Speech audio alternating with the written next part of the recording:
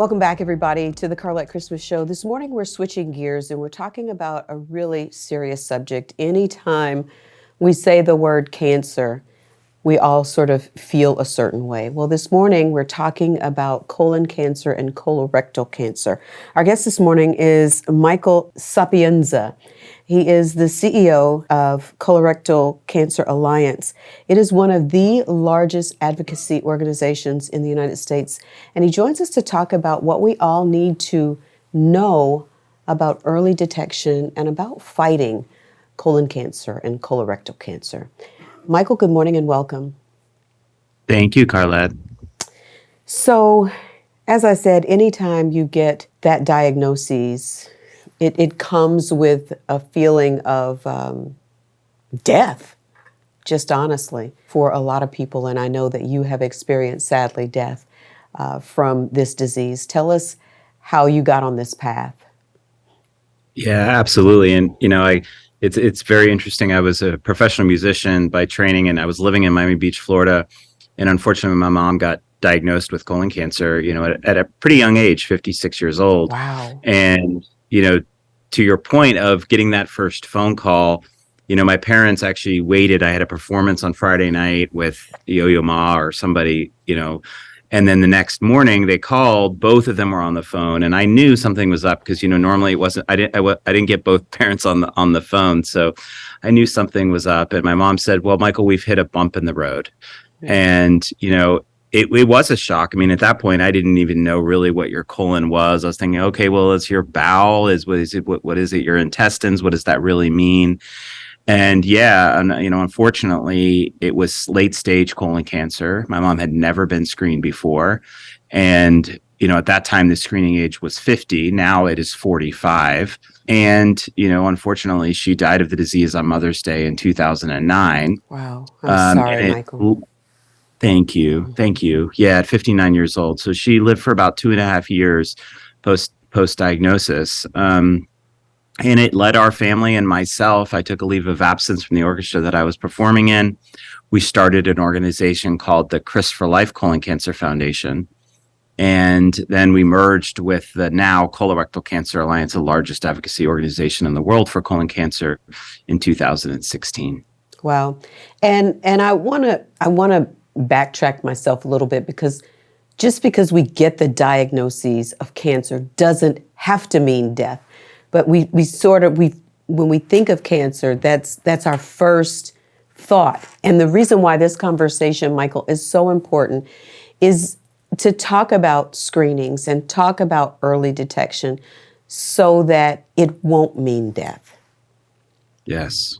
Yeah, absolutely. So, the way that I simply say it, Carlette, is that basically if my mom had her screening, right, so let's say it's today at 45, she'd be alive. She would have been able to see me get married. Now, granted, I wouldn't be doing this, obviously. Sure. But the most important thing and the most important message that I can tell your audience is that this is the preventable cancer, right?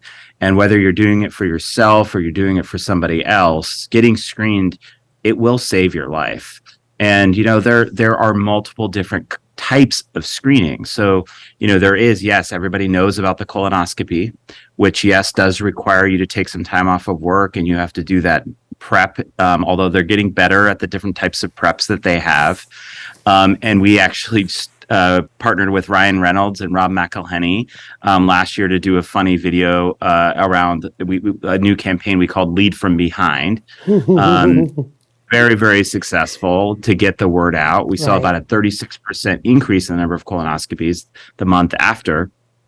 And so, yeah, I mean, obviously there's the colonoscopy, but if people can't take time off of work, if they don't have time and they're average risk, there are other non-invasive tests that you can do in the comfort of your own home. So one is called Cologuard, and then the other is called FIT. And you can go to our website. So we have a quiz. It's called quiz.getscreen.org or just getscreen.org to see which test is right for you. If you have a family history of cancer, especially colorectal cancer, you should be getting a colonoscopy. Or if, like, for example, for me, let's say my mom had been diagnosed at 40, I should be getting my screening 10 years prior to the age of her diagnosis. So if you have a family history, whatever age that person, especially I guess if it's a parent, then you move 10 years ahead. Yeah. So if you have a family history, and let's say they're diagnosed at 60, you still should start getting screened at 40, right? So 40 is the age, no matter what, unless they were like, let's say they were 40 when they got the disease, then you should be getting screened much younger, 10 years prior. So if they were 42 when they got diagnosed, you should be getting screened at 32. Sure. And so talk about the screening and early detection with those screenings.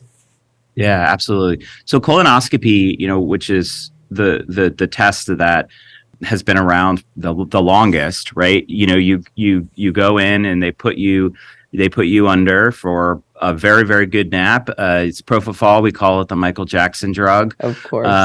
Yeah, and but it is the best thing, and you know why? Because they go in, and what causes colorectal cancer, or what becomes colorectal cancer, are things that are called polyps, right? So if you think about it, you had a mole from skin cancer, they take that mole off, and that is what prevents the cancer from spreading or growing, etc. Well, a mole is like a polyp inside your colon. So they go in with this scope, and there's things on the end of the scope that can cut those polyps and take those polyps right out and prevent those polyps from turning into actual colon cancer. And then if you look at Cologuard, you may have seen this dancing box commercials, and they can send them literally right to your house. They have this thing, you open it up, you do have to go to the bathroom in it, and then you put a little bit thing, you close it back up, you send it back, and then you're good for 3 years if it's negative. If it's positive, you do need to go get a colonoscopy. So if it is positive, and really colonoscopy is the gold standard, isn't it? Yeah, I mean, the hard thing here, Carlette, is that, the colonoscopy, Cologuard, and FIT are all good tests. And by the powers to be, I call it preventative task force, but it doesn't matter. Doctors that are smarter than me have said that all three of these tests, if you are at average risk, are good for you, right? And there is a lot of people that just don't want to get a colonoscopy for whatever reason, right? It may be they don't want something stuck where the sun don't shine. It may be that they're a single parent and don't have time and the money to take off from work to do the prep and actually take the time off for the test. So there are these really good options if you are at average risk. If you are at high risk, meaning family history, etc., you have to get a colonoscopy. What made you decide that you were going to dive into awareness when it came to colon cancer and colorectal? No, absolutely. It's interesting. I was always like kind of in the business part of the performance that I did, the orchestras that I performed with or chamber music groups that I worked with. I was always helping raise money or writing grants or these sorts of things. And, my brother asked me a little bit before my mom died, he's like, I can tell you're not really into your music as much as you were. You're not advancing at these auditions or this and that and the other thing. And he said, what would you do if you had $1 million? And I said, I'd start a colon cancer foundation. Wow. Because, back then, the largest organization in our space was the Colon Cancer Alliance, the organization that we merged with. And they had a budget of $1 million. Wow. But yet it's the second leading cause of cancer-related deaths, and it is the preventable cancer. And so I just said to myself, and my mom actually, she was the hospital here in Washington, D.C. at Georgetown, and it was just like, Michael, I don't understand why I'm seeing all these ads for, the Susan G. Komen walk in March, Colon Cancer Awareness Month, and there's no PR, there's no news about, colon cancer. So really, that's what made me and our family dive in after she passed away and say, we've got to change this. We've got to elevate this conversation. We've got to get people talking about colon cancer, at the Thanksgiving dinner table so that people know and actually can be proactive about their health. Absolutely. And you're right. To your point, breast cancer is something that, the month of October, we even those people who really don't know. And it is something that is talked about year round. Why do you think colon cancer not so much? I think there's a couple reasons. One, just like 40 or 50 years ago, people weren't talking about breast health, right? They weren't. It was a taboo thing to even say. And because of Nancy Brinker, because of Susan G. Komen, that really, and because we created a community, women, mothers, sisters, aunts, grandmas, whoever it Right. is, they came together, right, and said, we're not going to deal with this anymore. All our friends are dying, our families are dying, and so we haven't had that yet. The Colon Cancer Alliance is only 20 years old, and so if you think about it, we're now building this community of people and raising money, so we're able to do the awareness campaigns that can elevate to the national level, et cetera. And then I would just say that stigma is still there. It's like, where is your colon? Colorectal, that's such a tough word to even say. People Right. are like, okay. And so, our biggest thing is to get that message out that this is the preventable cancer. It still is the second leading cause of cancer-related deaths. And it definitely, is a thing that we need to be paying attention to. And what kind of strides do you think that you've seen or that this movement has made over these most recent years? Yeah. So a couple things I would say. One is that we have brought it out from the shadows, meaning, I don't know if you remember what Chadwick Boseman unfortunately passed away in August Right. of 2020. And, he did not talk about that disease before he passed. And, I was just with his dear wife, Simone Boseman, last week or 2 weeks ago at the White House, talking just about, all these different issues. And, she was saying, how, he was doing all these things, like filming these incredible movies while he was going through treatment at a very young age for stage 4 colon cancer. And, when he died, it really did, I think, spark an awareness, especially for young onset colorectal cancer, for those that are diagnosed under 45. And if you look at it, we've actually gone from, and it still is a epidemic. Don't get me wrong. In terms of young onset colon cancer, will be the number one cancer killer, period, for men and women by 2030, Wow. under 50. Wow. Which is just, Any, we have gone. any insight as to why? We don't know. We don't know yet, but we're funding a lot of research. The Alliance is funding a lot of research to see what it is.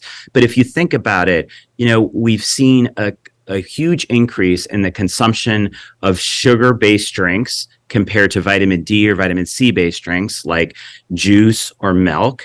Is that contributing to it? We've seen a huge increase in the amount of antibiotics that children are on, right? And even young adults are on. We've seen an increase in antibacterial soap.